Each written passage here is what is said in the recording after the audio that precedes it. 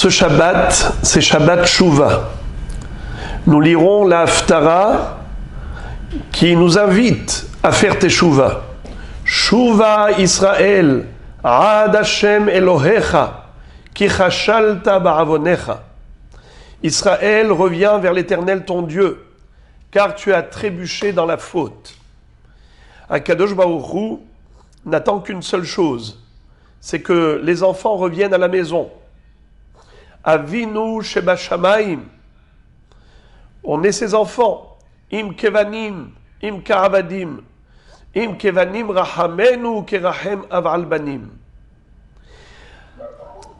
Alors, ça c'est la particularité de ce Shabbat entre Rosh Hashanah et Kippour. Akadosh Baruch Hu nous demande de faire Teshuvah. C'est pour cela que ce Shabbat porte ce nom de Shabbat Shuvah. Mais en réalité, le Shabbat par excellence est un tremplin pour permettre à tout un chacun et chacune de revenir vers Akadosh Baruch Hu. Et là, je vais citer quelques références du Midrash et ensuite on va s'interroger sur la raison de cette réalité, de ce phénomène. Regardez ce que dit le Midrash. On l'a rappelé la dernière fois dans un autre contexte. C'est qu'au moment où Adam Arishon avait croisé son fils Caïn, qui avait assassiné son frère Hevel, il lui a dit « Mais comment tu t'en es sorti? Moi, j'ai à peine consommé un fruit interdit et ça m'a valu la mort. J'ai été viré immédiatement du Gan Eden. Sans aucun sursis, je me suis retrouvé en dehors du paradis, alors que j'étais censé être un être immortel. » Alors, Caïn répond à son papa. Il lui dit, « Eh bien, moi, j'ai fait Teshuvah. C'est comme ça que Akadosh Baruch Hu m'a permis de vivre et de survivre pendant 7 générations. » En effet, il a vécu jusqu'à la période de Tuval Caïn, qui était l'arrière-petit-fils de Caïn. Quelle était la Teshuvah de Caïn? Il n'a pas jeûné. Il ne s'est pas infligé des mortifications particulières. Il a juste avoué sa faute. Il a dit à Kadosh Baruch Hu 3 mots. Gadol avoni min neso. Ma faute est trop grave pour pouvoir la supporter. Akadosh Baruch Hu, en voyant que il avait réalisé son erreur, il avait pris pleinement conscience et qu'il avait avoué sa faute sans chercher de justification, faute avouée à moitié pardonnée. Et là, Adam Arishon s'émerveille devant cette réalité de la Teshuvah. Il va composer un psaume spécialement pour cela. C'est le fameux Mizmor Shir Leyom HaShabbat, Tov Lehodot Lashem. Bien que ce soit écrit dans Tehilim, mais David HaMelech n'a fait que le relater. Le compositeur premier, c'était Adam Arishon. Par rapport à quoi? Qu'est-ce qui l'a poussé à chanter cette louange à Dieu? C'est la découverte de cette réalité phénoménale qui est la Teshuvah, la possibilité de réparer un passé négatif. Le fait que un homme qui a commis l'impardonnable puisse obtenir le pardon divin, ça c'est quelque chose qui n'a pas laissé Adam Arishon indifférent. Et il va dire Tov lehodot Lashem. Il est bon de faire vidouille, de reconnaître ses fautes. Les hodot, ça veut dire reconnaître. Le remerciement s'appelle hoda'a. C'est la reconnaissance de la gratitude. Mais il y a aussi la reconnaissance de dette. Quand on reconnaît le mal qu'on a fait. Tov les hodot Lashem. Et ça vient du mot vadaï. Hoda'a, ça vient du mot vadaï. Car je reconnais avec certitude mon erreur. je ne me cache pas derrière toutes sortes de prétextes et de justificatifs. C'est le vidouille, vadaï, vidouille. Tov lehodot, il est bon de reconnaître sa faute devant Dieu. La question se pose, dans ce cas-là, Adam Arishon aurait dû composer un psaume qui commencerait par le titre Mizmor Shir la Teshuva. Le chant, ce poème, c'est en l'honneur de la Teshuva. Rendre hommage à Kadosh Baruch Hu pour cette réalité. Mais quel rapport avec le Shabbat? Au lieu de dire Mizmor Shir Leyom à Shabbat, il aurait dû dire Mizmor Shir la Teshuva.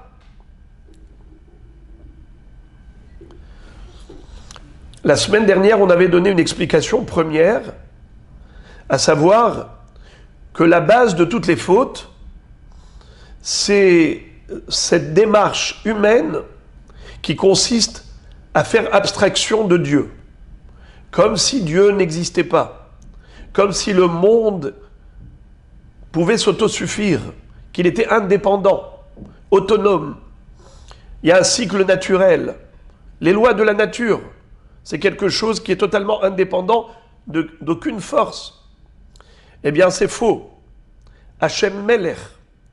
Si on croit que Dieu n'existe pas, il n'est pas présent dans la scène de l'histoire, il n'est pas omniprésent, eh bien, en effet, on peut faire ce qu'on veut. Tout et n'importe quoi.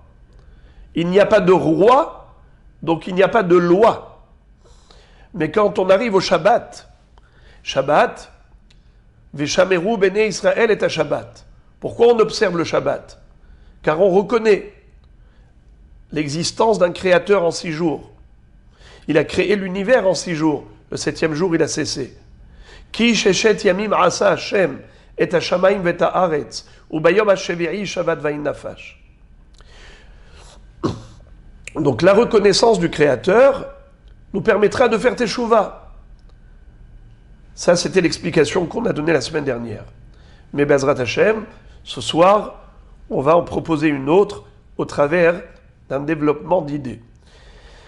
Alors, on va rappeler encore un autre midrash qui nous montre le lien intime qu'il y a entre Shabbat et Teshuvah. Écoutez ce midrash fabuleux cité par le Orchot Tzadikim, la voix des justes. Qu'est-ce qu'il dit? Le midrash nous raconte que Moshe Rabbeinu était monté au ciel pour recevoir la Torah et il a dû traverser les 7 cieux. Et il allait évoluer d'un ciel à l'autre. Mais à chaque fois, il faisait une autre découverte. La première fois, c'est-à-dire au premier ciel, il voit des malachim en train de lire la création divine. Ils ont ouvert un Sefer Torah et ils lisaient la création du premier jour. Et ensuite, ils ont fermé le livre et ils se sont mis à rendre hommage à Dieu, à lui chanter des louanges. Pourquoi? Pour avoir créé la Torah. Il gravit un ciel de plus, il voit exactement la même chose. Dans le 2e ciel, les malachim lisaient la création du 2e jour. Ils ont fermé le livre et ils se sont mis à rendre hommage à Dieu. Pourquoi?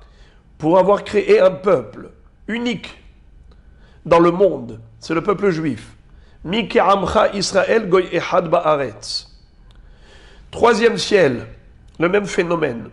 Ils ont terminé la lecture de la création du 3e jour et là, ils vont se mettre à louer l'Éternel pour la création du Gan Eden, le paradis, qui est le lieu de récompense des tzadikim.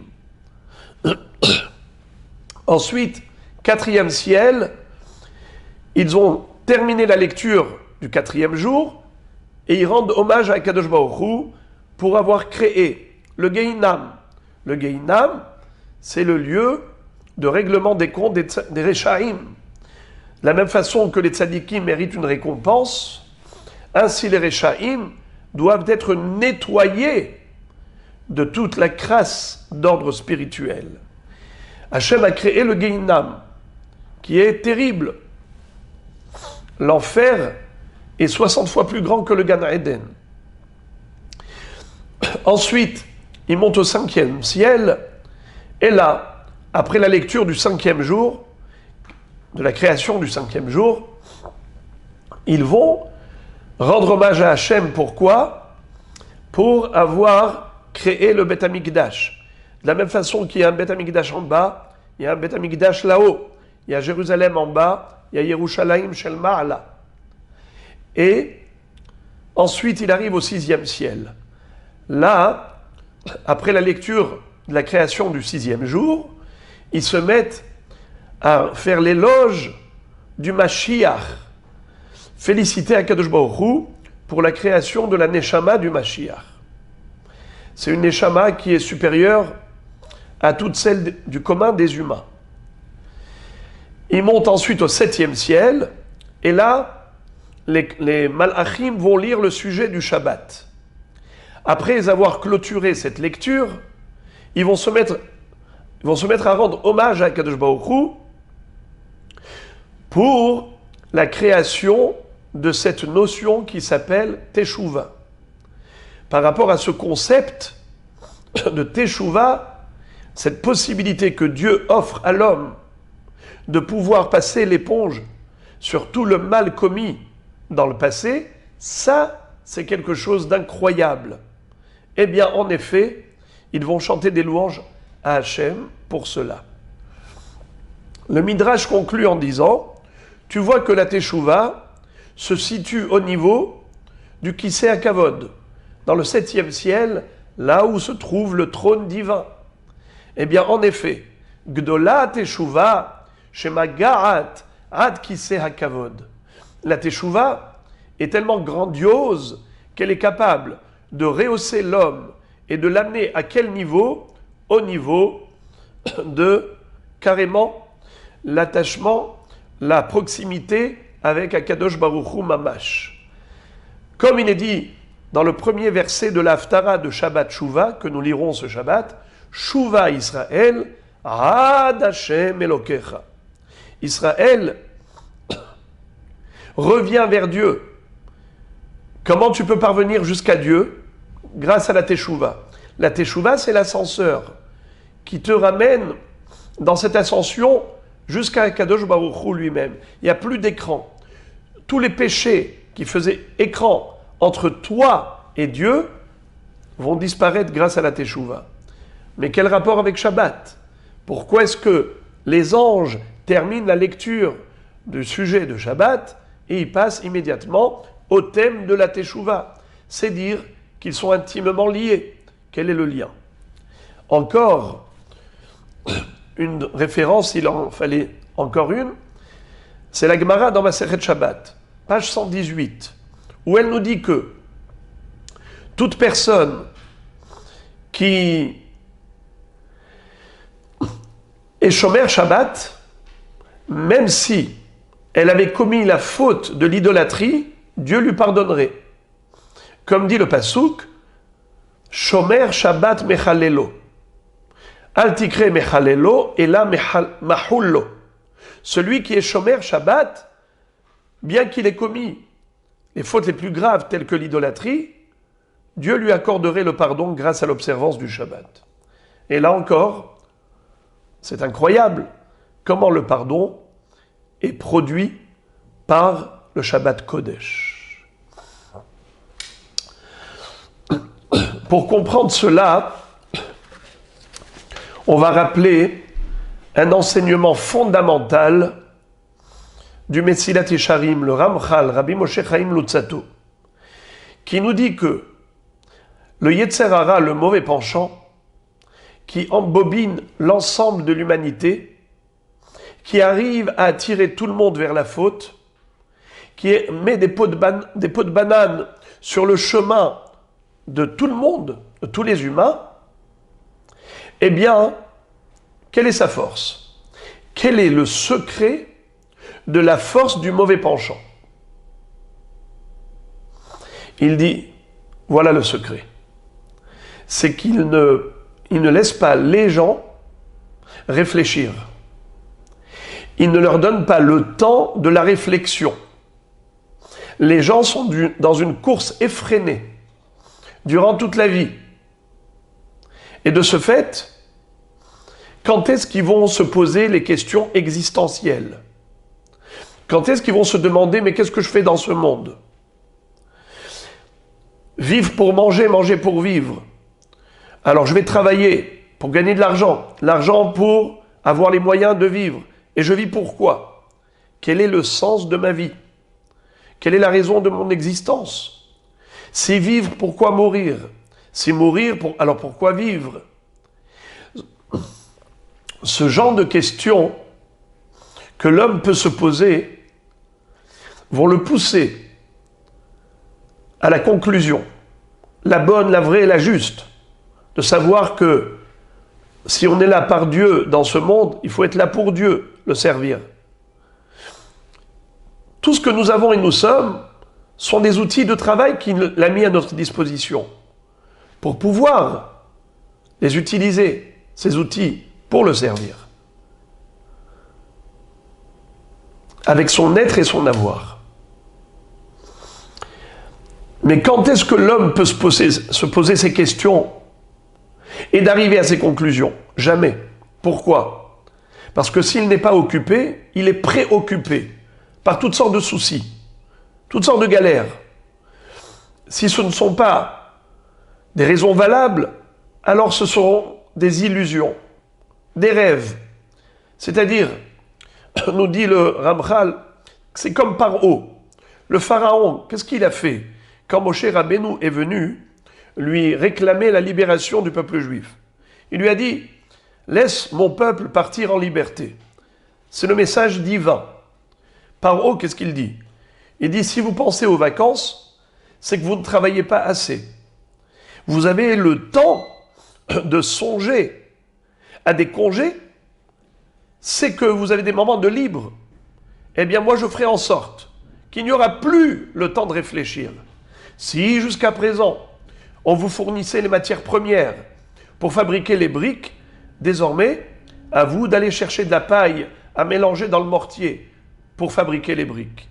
Ce qui veut dire que le Yetzer Hara, nous dit Rambam Maïmonide, c'est exactement le reflet de Paro. Ou Paro, c'est le reflet du Yetzer Hara. La Torah, c'est pas pour rien qu'elle nous raconte en détail tout ce débat avec le pharaon. Il est d'accord de libérer après le premier coup, après il dit non. Il est d'accord après la deuxième plaie, après il dit non. Raouda, plusieurs fois, pendant 10 fois, jusqu'à ce qu'à la fin il a été plié à genoux. Mais pendant les 9 premières fois, après toutes ces plaies, qu'est-ce qu'on voit? Un jeu d'accordéon. Ça veut dire quoi? Nous dit le Rambam. C'est ça le Yetzer Hara. C'est ça le mauvais penchant de l'homme. Quand il prend la claque, il dit c'est bon, c'est bon, c'est bon. Hachem, libère-moi de tous ces problèmes. Je ferai teshuva. Et dès que tout va bien, Vayasho, Vayam, les Etano. Le train-train reprend son rythme quotidien, comme si de rien n'était. Alors, où ont disparu les bonnes résolutions? Il n'y a pas de réflexion. Paro dit, il n'y a pas de réflexion. Je ne vous laisserai pas réfléchir. C'est ça ce qu'il dit le Yetzer Hara. Le Yetzer Hara dit, moi, je vous trouverai toujours des activités, des occupations. Une fois c'est des galères, une fois c'est des épreuves, une fois c'est le travail, une fois c'est les factures, une fois c'est les procès, une fois c'est le téléphone, une fois c'est les films, une fois c'est les nouvelles. Et toujours, surtout aujourd'hui, avec les écrans et les téléphones intelligents, entre guillemets, on n'a plus le temps d'être intelligent. C'est fini. On ne peut penser que ce que pensent les autres. On reçoit constamment des news, des news, des news. Les unes noient les autres. Et quand est-ce que tu as le temps de réfléchir franchement?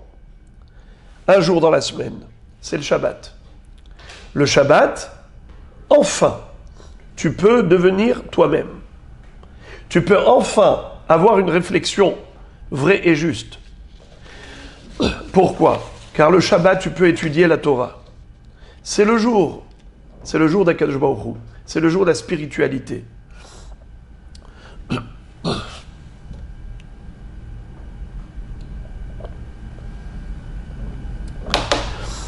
Si un homme, le jour du Shabbat, comprend que ce n'est pas pour rien que Dieu nous a interdit tous les travaux.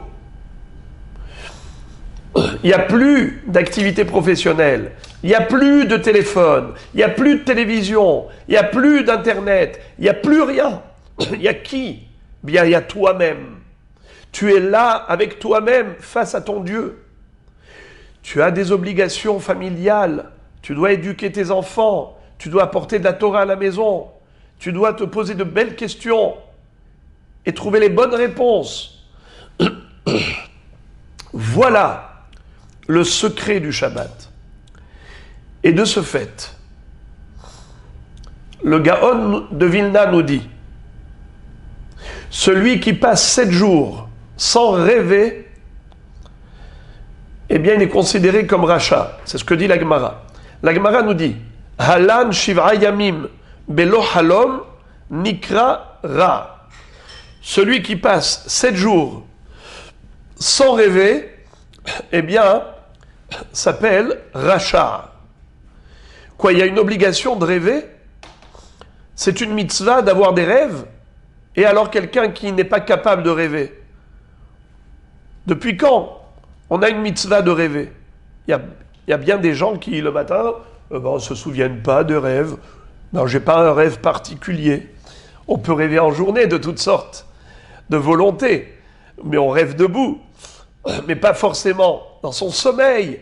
Alors ça veut dire quoi ça? Que celui qui passe 7 nuits sans rêver, 7 jours, eh bien, Nikra Ra, il est appelé négatif. Skin, le pauvre. La réponse du Gaon de Vilna est extraordinaire. Il dit qu'en réalité, notre vie n'est qu'un rêve. Elle passe jour après jour, année après année. Et c'est comme ça que le temps passe, ou plutôt nous traversons le temps, et les stations arrivent les unes après les autres, et on arrive à destination.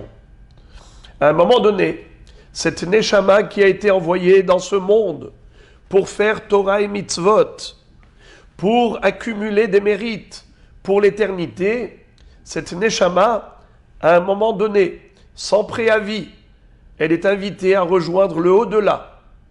Et sa vie est passée comme un rêve. Alors, nous dit le Gaon de Vilna, quelqu'un qui passe 7 jours sans rêver, ça veut dire que tous les soirs, quand tu mets ta tête sur l'oreiller, tu dois faire un examen de conscience et te dire, voilà ma journée, elle est passée encore aujourd'hui, comme un rêve. Mais qu'est-ce que j'ai fait de ma journée? Est-ce que je l'ai exploité à bon escient?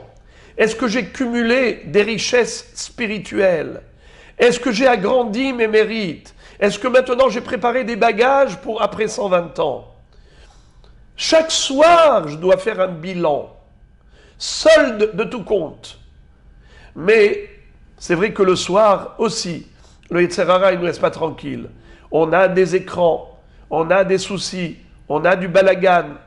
Il y a là, encore ta tête, elle tombe dans un tourbillon de toutes sortes de pensées, sauf faire teshuva.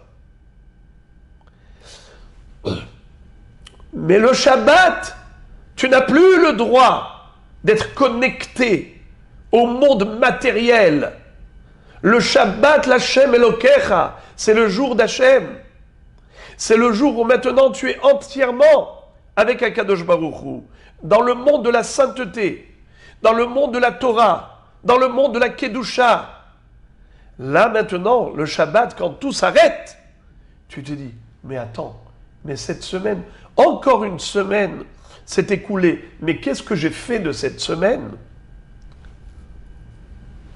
Est-ce que je vais pouvoir l'immortaliser, la rendre éternelle? Parce que c'est ça ce que nous avons dans ce monde, les amis. Kol Israël yesh lahem chelek leolam haba. Tout Israël a une part dans le olam haba. Vous savez qu'est-ce que ça veut dire? Il n'est pas dit ils auront au futur une part dans le olam haba. Tout Israël a une part dans le olam haba. Au présent, yesh lahem chelek leolam haba. Ça veut dire on a les pieds sur terre et la tête dans le ciel. Chaque juif, chaque juive, dans chaque action, doit se dire, certes, je fais quelque chose de matériel, mais qu'est-ce que ça va m'apporter dans le Olam Haba? Je dois avoir toujours un lien avec le Olam Haba. Tout ce que je fais doit m'apporter un bénéfice pour l'éternité. Sinon, est-ce que ce moment valait la peine d'être vécu? Est-ce que j'étais mieux qu'un animal? L'animal, il vit ici, dans ce monde. Mais moi, j'ai une neshama. Moi, j'ai une âme sacrée, sainte. Cette neshama, elle est en lien direct avec Akadosh Baruch Hu. Qu'est-ce que j'ai envoyé là-haut dans le Olam Haba, dans mes actions actuelles? Parce que si c'est que matériel, c'est mort. Tout ce qui est matière reste ici. C'est mort et enterré. Tout ce qui est spirituel, c'est la vie éternelle. Mais Akadosh Baruch Hu veut que la spiritualité émane de notre matérialité. Je mange, je fais une bracha avant, je fais une bracha après, j'achète kasher, je trie le non kasher, et je mange les Shem Shamaim pour avoir la force de servir Akadosh Baruch Hu. Je transforme l'aliment en sacrifice pour Dieu. Pour ça que la table s'appelle comme Misbeyach. Ça veut dire que la vie juive, c'est une vie qui est entièrement élévation de la matière, élévation de la matière. Mais tout cela, c'est uniquement si tu y penses, si tu y réfléchis. Mais quand tu as le temps de réfléchir, c'est le Shabbat. Alors on a compris. En fait, on a dit que même quelqu'un qui a fait les avérotes les plus grandes, les plus graves, s'il est shomer Shabbat, Dieu lui pardonnera. Comment?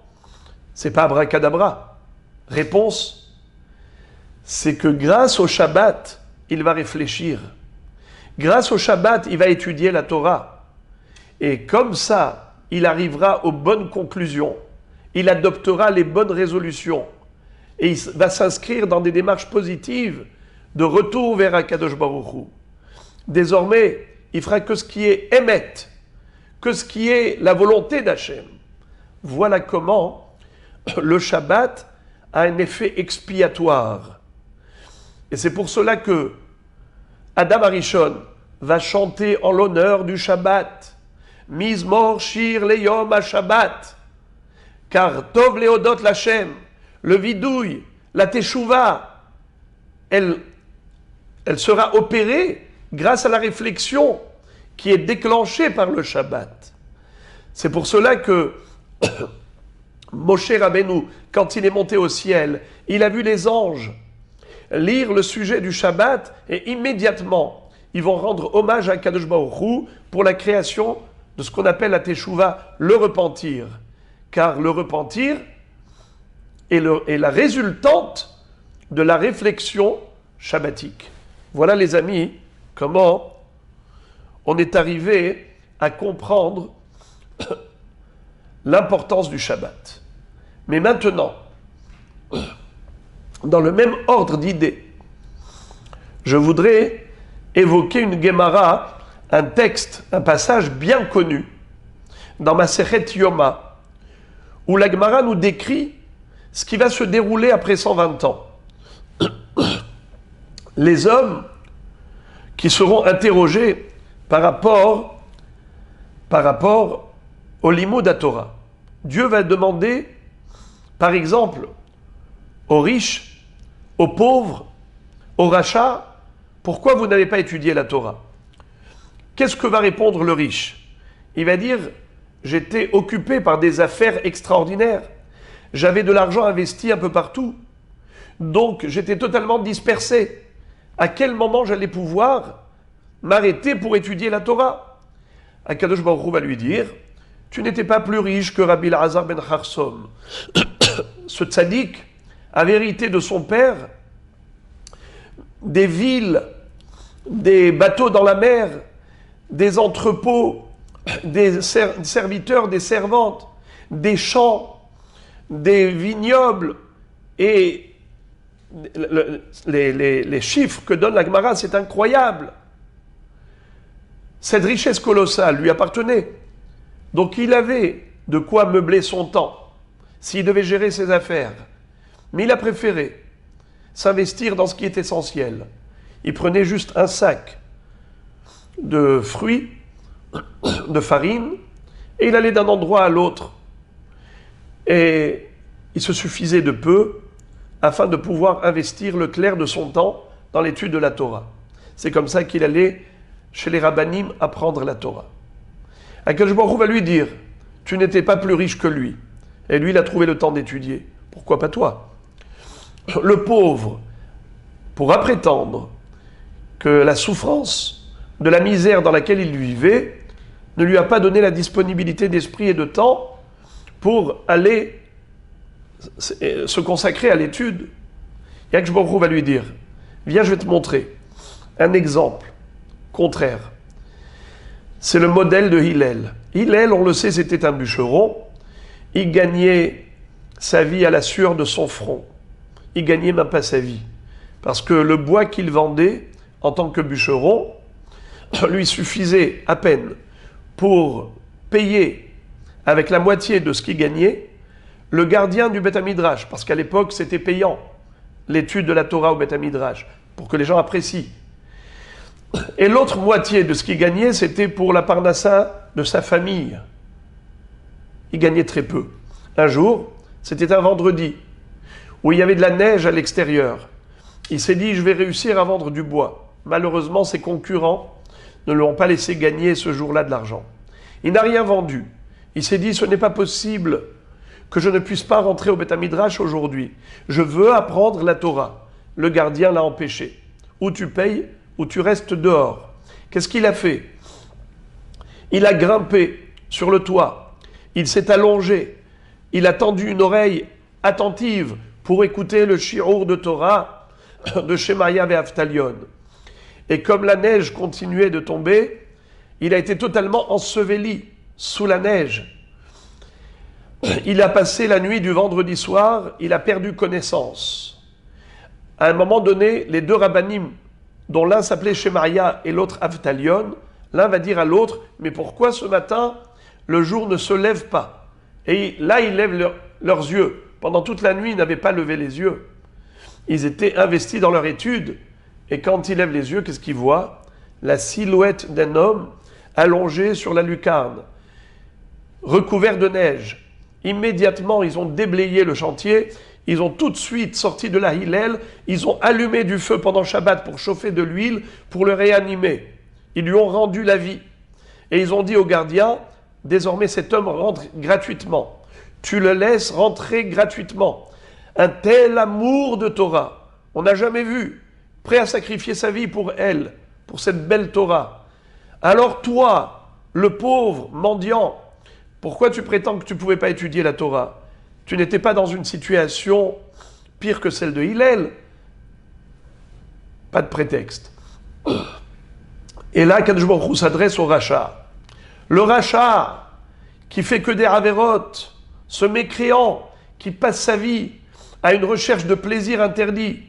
Alors, on va lui dire, pourquoi tu n'as pas étudié la Torah? Qu'est-ce qu'il va répondre? Na'e haïti vetarud beitzri. J'étais beau garçon, donc j'avais toutes les tentations, toutes les invitations à la faute. Comment je pouvais résister à ces invitations du Yetzer Hara? Akadosh Baruch Hu va lui dire, cher monsieur, tu n'étais pas aussi beau que Yosef. Yosef Hatzadik, la femme de Potiphar, avait été subjuguée par sa beauté. Elle a tout fait pour essayer de le séduire. Elle changeait de vêtements 3 fois par jour. Elle mettait tous les parfums du monde.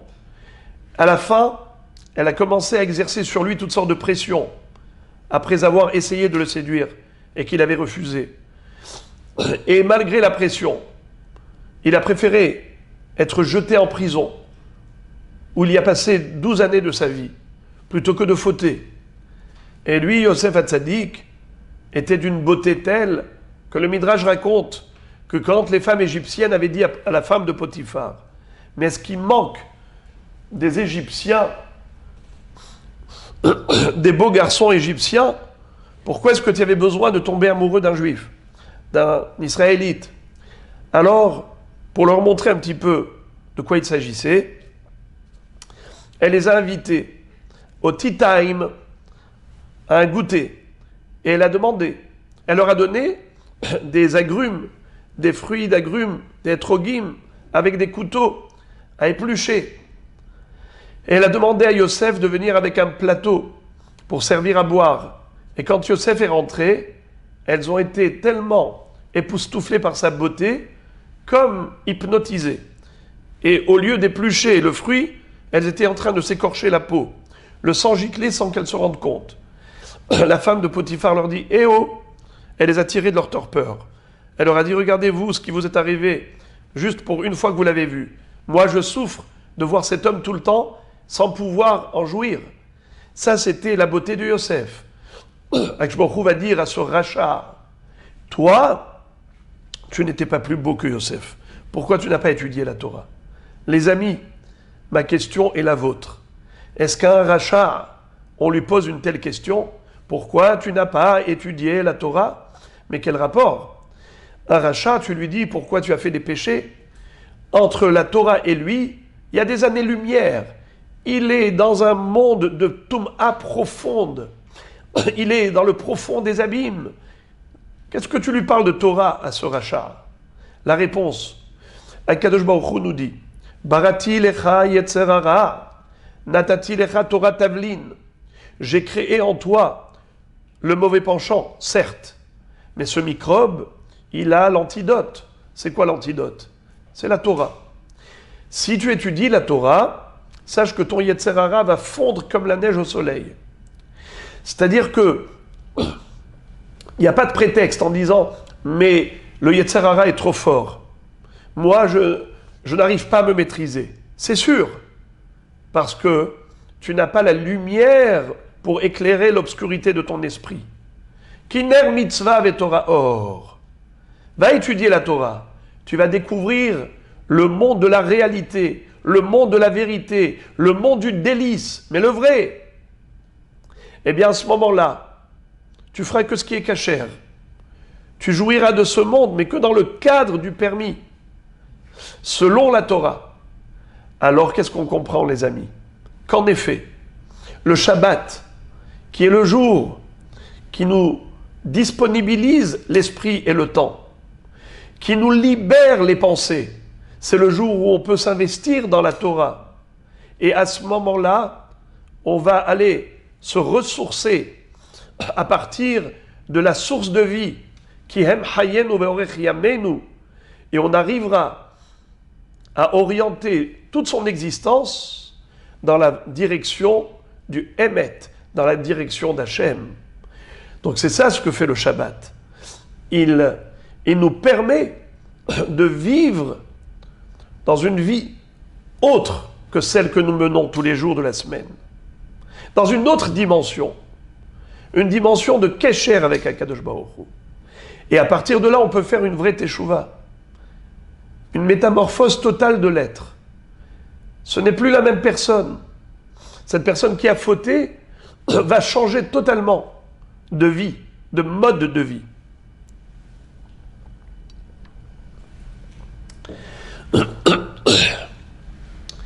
Alors les amis, si on a compris pourquoi le Shabbat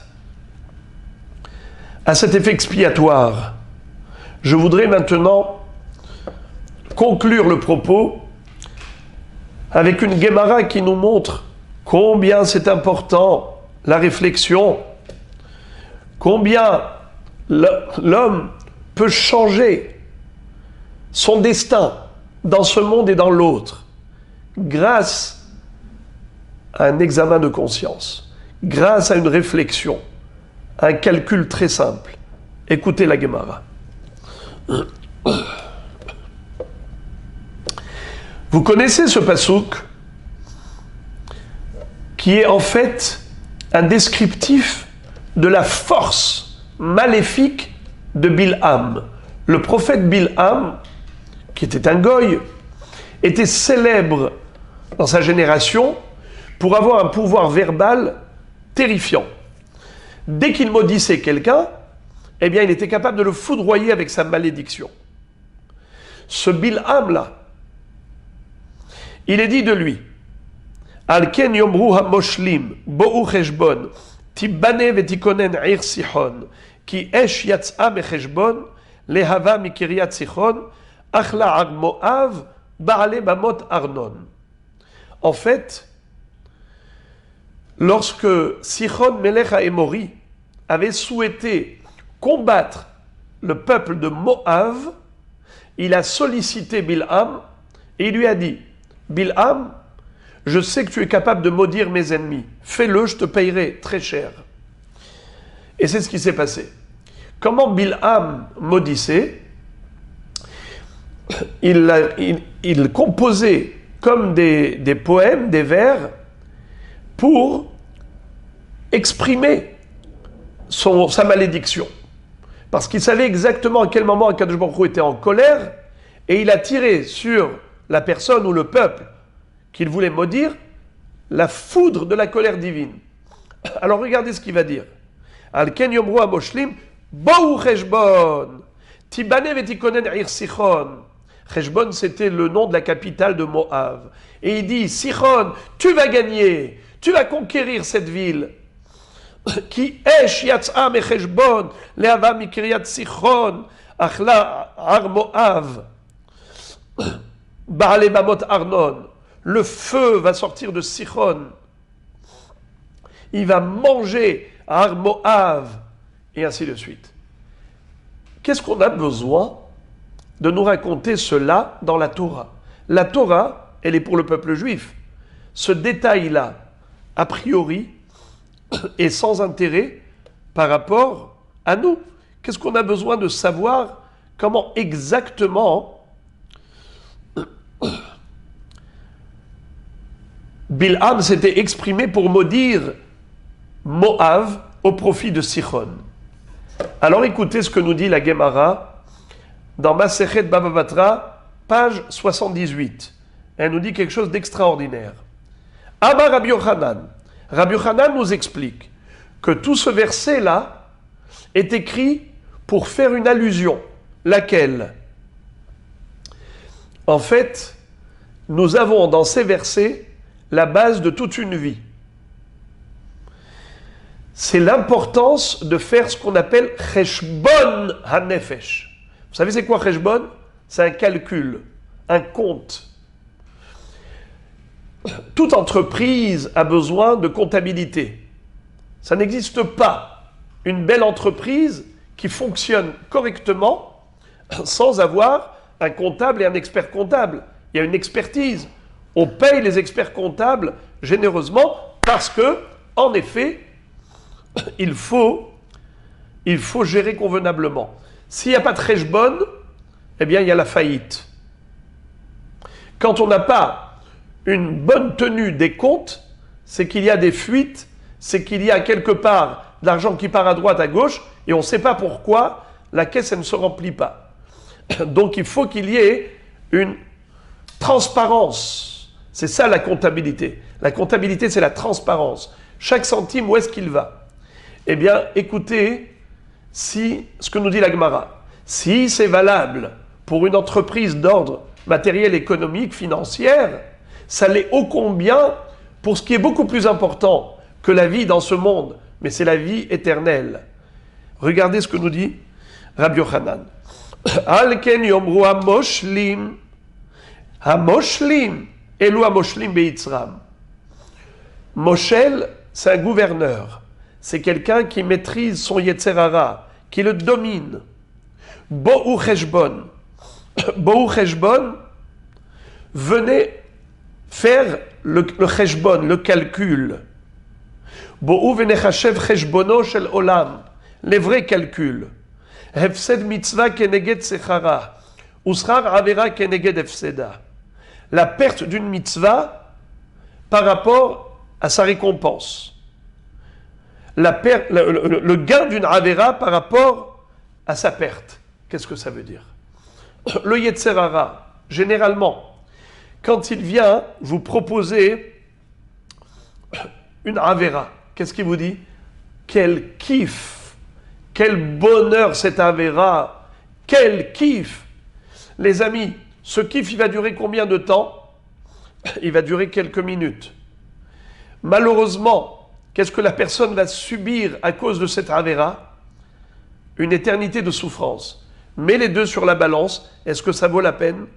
Si tu réfléchis convenablement, eh bien, tu seras d'accord de te priver de ce plaisir instantané au profit du délice éternel. Et inversement, Hefset mitzvah keneged sechara. Quand tu veux faire une mitzvah, qu'est-ce que te dit le Yetzer Hara? Mais non! Par exemple, te lever à la tfila, fais la grasse matinée. Qu'est-ce que tu vas aller maintenant te lever si tôt? Tu es très bien sous tes couvertures. Ou bien, donner la tzedaka. Mais non, tu vas faire une belle économie. Ou bien tu vas faire des mitzvot. Mais non, économise ton énergie. Ne te fatigue pas. Tu es né fatigué, repose-toi. Vis pour te reposer. Le Yetzer Hara est malin. Qu'est-ce qu'il te dit? Tu vas gagner si tu ne fais pas la mitzvah. Tu dois dire au Yetzer Hara, c'est vrai que je vais perdre pour la mitzvah. Je vais perdre un peu de sommeil, je vais perdre un peu d'argent, je vais perdre un peu d'énergie. C'est vrai. Mais je mets sur la balance toute la récompense qui m'attend pour l'éternité. Hefsed mitzvah d'un côté, Srar mitzvah de l'autre côté. C'est comme quelqu'un qui a acheté un billet de loterie à 10 shekels et il a gagné 180 millions shekels. Alors, il a perdu? Il n'y a pas photo. Voilà, Rabotai, ce que nous dit la Gemara. Ceux qui arrivent à maîtriser leur Yetzer Hara, c'est pas n'importe comment. C'est parce que toute leur vie, ils réfléchissent. Ils font que des calculs. Tibane vetikonen. Tu vas te construire, tu seras bien installé. Imata oseken, si tu réfléchis et que tu fais toujours ces calculs, tibane baolamazé vetikonen le olamaba. Tu seras bien installé dans ce monde et dans l'autre monde ô combien construit. Par contre, Ir Sihon. Donc vous avez compris que tous ces versets ne sont pas traduits littéralement, ils sont interprétés par allusion. C'est ce qu'on appelle Beremez. La Gemara nous dit que ces versets, au-delà de leur traduction littérale, ils sont porteurs d'un enseignement par allusion. Et donc, là maintenant, ça fait allusion à quoi? Ir Sihon. Alors, Ir, c'est Aïr, le petit de l'âne, un petit ânon. Quand il voit une petite siha, c'est-à-dire une petite ânesse, alors il est coureur de jupons, c'est-à-dire il va lui courir après l'ânesse. Il pense qu'à ça. Imessim Adam, Atzmo ki aïrze, shemehalech ahar sihanaa, si l'homme se comporte comme le petit âne, le petit ânon qui court après la jeune ânesse, alors ça veut dire qu'il va faire des choses interdites, il va aller se chercher des plaisirs interdits. Malheureusement, Maktiv Acharav, qu'est-ce qui est écrit par la suite? Qui esh yatsa mecheshbon, tetse esh mi mechashvin, vetochal et shena mechashvim. Là-haut dans le ciel, après 120 ans, il va y avoir un feu de jalousie des gens qui ont réussi. Regardez quand vous voyez par exemple, vous avez des amis qui étaient comme vous, et ils sont devenus multimilliardaires ou multimillionnaires. Vous pouvez être jaloux. Très jaloux.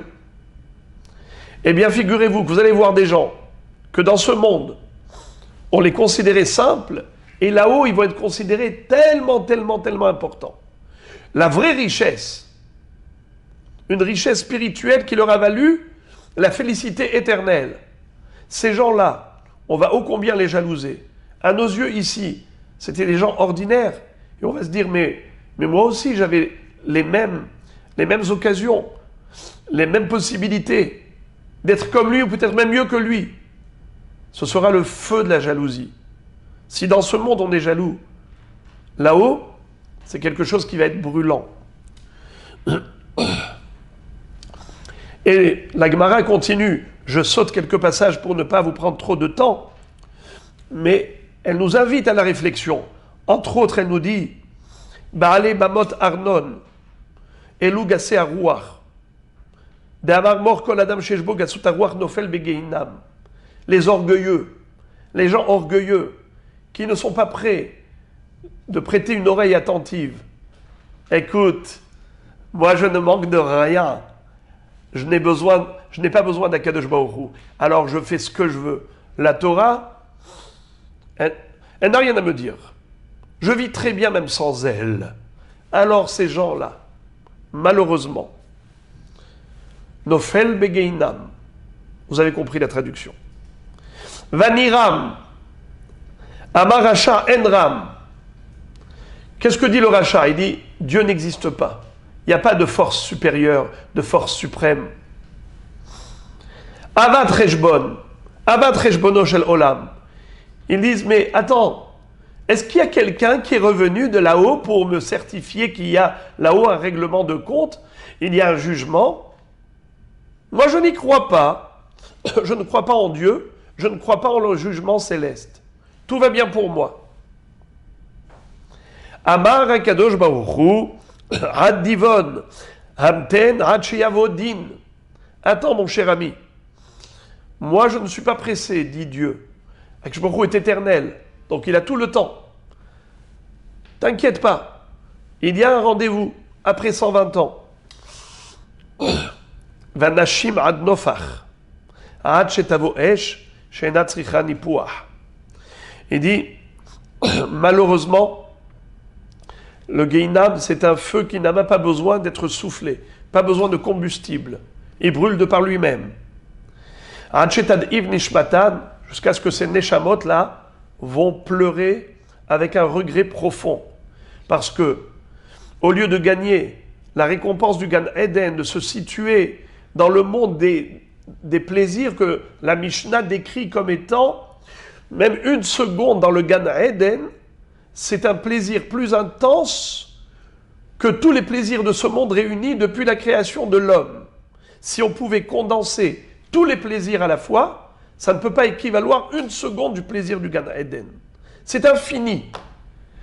Et la personne, au lieu de gagner cela, non seulement qu'elle a perdu, mais au contraire, elle va encaisser des choses qui sont terribles. Alors si on met sur la balance le pour et le contre, le choix est vite fait. Mais le problème c'est quoi? C'est qu'on n'a pas le temps de réfléchir.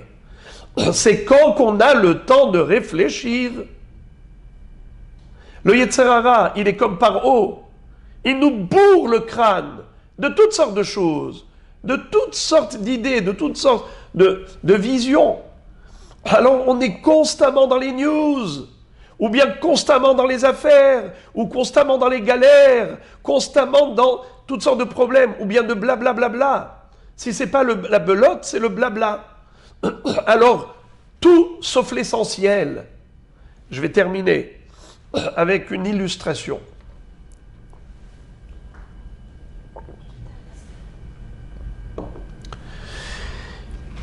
Il était une fois un roi qui a voulu récompenser un homme qui avait sauvé la vie de son fils. Il lui a dit, écoute, je voudrais t'offrir 1 heure dans mes trésors. Tu rentres dans mes trésors, tu prends des sacs, tu les remplis, tout est pour toi. Tu as sauvé la vie de mon fils. Ça, c'était sur le champ, quand on lui a ramené son fils qui allait se noyer. Le lendemain, le roi s'est dit, mais je suis fou. Mais qu'est-ce que j'ai fait là?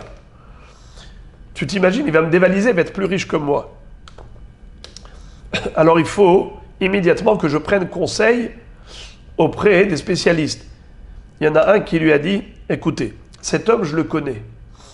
Il aime beaucoup la musique et il adore les buffets, les banquets. On va tout faire à la fois. À l'entrée du palais, dans le jardin, on va mettre des stands falafel, des à la hèche, avec des trucs super bons et avec des orchestres orientaux, que ce soit des orchestres chassidiques, un peu de tout. Et vous allez voir, cet homme-là, il va être happé par cela. Et comme ça, la majorité de son temps va passer là-dedans, dans les distractions. Et après, même quand il va rentrer, il n'aura pas beaucoup de temps de prendre vos trésors et de vous dévaliser. Le roi a trouvé ça très, très intéressant. Et donc, c'est ce qu'il a fait. Ils ont organisé, ce jour-là, quand cet homme avait le rendez-vous, le jour de son rêve est arrivé. Il avait déjà pensé à préparer des sacs, des dizaines de sacs, et il arrive. Mais quand il arrive, tam, tada, des feux d'artifice de partout, et les gens qui chantent en son honneur, et des stands, et les gens qui trinquent et qui vont trinquer avec lui. Et lui, il adore ces ambiances, et il va, et ça danse, et on s'amuse, et tout, ta, ta, ta, ta, ta, ta. Et il ne se rend pas compte du temps qui passe. Et lui, il est tout content, tout content. Et il passe de l'un à l'autre. Et des amis, le roi lui a mis des amis un peu partout. Ils ont réussi à l'accaparer, à lui occuper l'esprit, et lui, rien qu'en train d'éclater de rire, tout heureux, 60 minutes tapantes se sont écoulées. Tout s'arrête, il y a une main forte qui le tient par le col de la chemise, par l'arrière, et il voit comme ça un garde du corps géant, une grosse main comme ça qui l'attrape, lui dit « Monsieur, dehors ». Il dit « Quoi dehors ?» Il lui a montré l'invitation du roi. Il lui a dit « Monsieur, le droit de rentrer dans les trésors, c'était à 11h. Maintenant, il est midi. Out. » Quelle va être la réaction de cet homme? Il va pleurer toutes les larmes de son corps. Il ne va pas s'en remettre.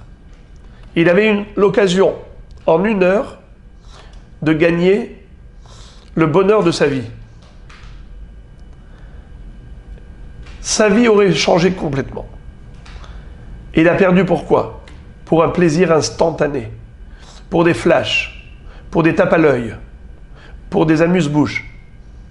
Et c'est comme ça que l'homme passe sa vie à cela.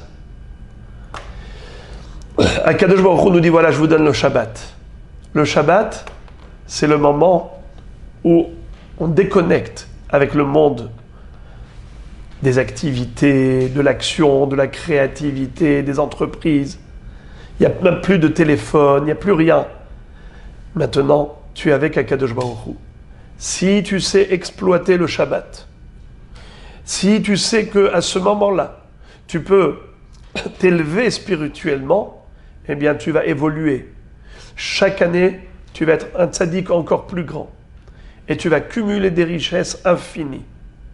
Voilà les amis. Ce Shabbat Shuvah, c'est une invitation à la réflexion. Shuvah Israël, Ad Hashem Elokecha, Ki chashalta ba'avonecha. Le Shabbat et la Tchouva, c'est 2 notions, 2 dimensions qui sont étroitement liées. Le Shabbat t'entraîne à la Teshuvah. D'ailleurs, Shabbat, c'est la même lettre que Tashuv. Reviens vers Dieu. Alors les amis, combien on doit remercier Akadosh Baruch Hu, notre Père Céleste, qui nous a éclairé les chemins de la vie. Non seulement qui nous a donné la possibilité de faire Teshuvah, mais il nous invite à le faire. Et grâce à cette Teshuvah, on peut gagner, mais alors en 1 seconde, Yesh kone olamo besha'a achat. Comme je vois que, Baruch Hashem, vous êtes attentifs, je vais terminer avec un midrash extraordinaire à propos de Chizkiyahu HaMelech. Le roi Chizkiya avait un fils qui s'appelait Ménaché. C'était un rachat terrible, à tel point que son père, Chizkiya, avait vu dans une vision prophétique qu'il allait avoir des enfants Réchaïm. Il s'est dit, eh bien, je ne vais pas me marier. À quoi bon me marier si c'est pour amener au monde des mécréants, des impies? Alors, le prophète Ishaïa est venu le voir un jour au nom de Dieu, en lui disant, Chizkiya, sache que Akadosh Baruch Hu te condamne gravement, parce que tu n'as pas fait la mitzvah, la première de la Torah, de la procréation. Il lui a dit, mais Rabbi, c'est parce que je ne voulais pas amener au monde des Réchaïm? Il lui a dit, mais non, ce n'était pas ton affaire. Tu n'avais pas à te mêler des plans divins. Ta mitzvah, tu devais l'accomplir fidèlement. Et le reste, c'est entre les mains de Dieu. Il lui a dit, alors s'il te plaît, donne-moi ta fille. Peut-être que ton mérite à toi, le prophète Ishaïa, et mon mérite à moi, parce que Chizkia avait entraîné tout le peuple juif à l'étude de la Torah. Peut-être que nos mérites réunis feront en sorte que nous mériterons d'avoir des enfants de tzadikim. Il lui a dit, mais c'est trop tard. Eh bien, Chizkia n'a pas perdu espoir. Il a dit au prophète, je ne perds pas espoir. J'ai une tradition ancestrale qui dit que même si un couteau tranchant est posé sur le couteau de l'homme, il ne doit pas désespérer de la miséricorde divine. Il a prié Hachem. Hachem lui a accordé 15 années de vie supplémentaires. Et en effet, il s'est marié avec la fille du prophète Ishaïa. Et il a eu cet enfant Ménaché qui était un rachat.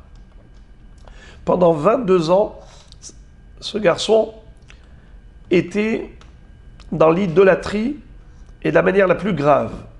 Il avait même fait installer dans le Beth Amikdash une idole à 4 faces, en disant que ça puisse irriter la colère divine. Si Dieu y rentre par l'est ou l'ouest, le nord ou le sud du Beth Amikdash, qu'il puisse voir l'idole en face et que sa colère s'irrite. Vous imaginez? On ne peut pas pire. Le prophète venait l'avertir. Il le mettait en garde. Il lui disait, Ménaché, sache que tu ne peux pas te jouer de Dieu. Tu ne peux pas échapper à la sanction divine. Fais teshuva. Il se moquait de lui. Il ricanait. Il lui a dit, je suis intouchable. Mais voilà qu'un jour, il y a une guerre qui a éclaté contre Israël. Et Ménaché, le roi, est tombé lui-même entre les mains des ennemis. Et les ennemis ont dit, on a le roi d'Israël entre les mains, on ne va pas l'exécuter immédiatement. On va le faire mourir, pas à petit feu, à grand feu. Ils ont pris une grande marmite en cuivre et ils ont entassé des bois pour créer un grand bûcher et ils ont invité tout le monde à venir pour voir ce spectacle, comment on allait cuire le roi d'Israël. On allait se le faire. Et ils ont allumé le bûcher. Et ça commençait à brûler. Et là, Ménaché va appeler au secours toutes ces idoles. Toutes les idoles qu'il avait servies durant sa vie. Quand il a vu qu'il n'y avait nulle réponse, il a dit, je me souviens maintenant, quand j'étais jeune, papa me tenait par la main et il me disait, mon fils, regarde ce qui est écrit dans la Torah. Si un jour tu fais teshuva, eh bien Kadosh Baruch Hu te ramènera du pays des ancêtres. Kadosh Baruch Hu te délivrera et il te ramènera au pays des ancêtres. Alors il a dit, maintenant j'appelle Dieu au secours. S'il me répond, désormais j'y crois. Sinon, Kol Apin Shavin, Chas Veshalom, Hachem est comme les idoles inertes, impuissants. Que s'est-il passé dans le ciel? À ce moment-là, les anges du ciel ont fermé toutes les portes pour empêcher la prière de Ménaché d'accéder auprès du trône divin. Ils ont dit une telle arrogance, un homme qui a fait tellement de mal, et même maintenant, comment il s'adresse à Dieu? Alors, qu'est-ce que fait Akadosh Baruch Hu?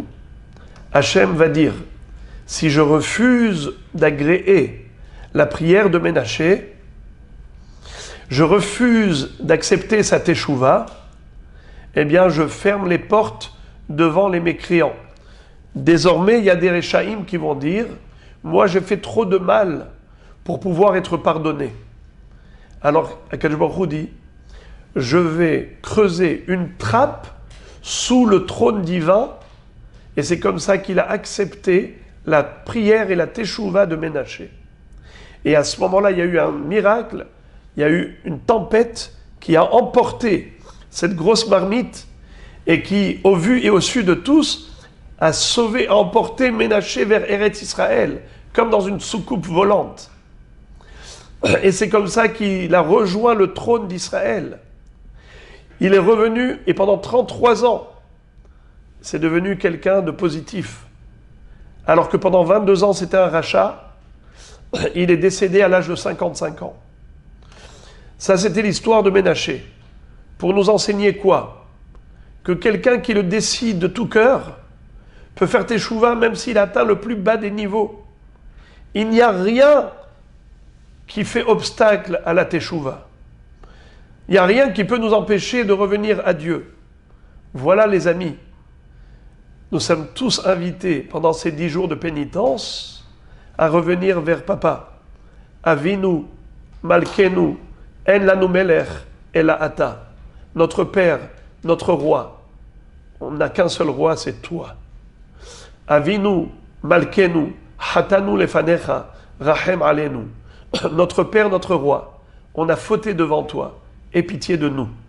Ça, c'est l'appel d'Akadosh Baruch Hu auquel nous répondrons collectivement à l'échelle nationale, internationale. On va dire à Akadosh Baruch Hu, avant Kippour, En lanu melech ela ata. Tu nous as montré la manière la plus forte cette année que tu es ô combien le maître du monde. Tu as réduit à l'impuissance totale les plus grandes puissances. Il n'y a plus rien qui peut tenir devant toi. Avec ce petit virus que tu as envoyé dans ce monde, tout le monde a fondu comme la neige au soleil. Personne ne se sent libre. Personne ne se sent maître de son destin. Personne ne sait de quoi sera fait le lendemain. Les gens se sentent vulnérables. Qui est sûr? Qui a la garantie de ne pas être touché?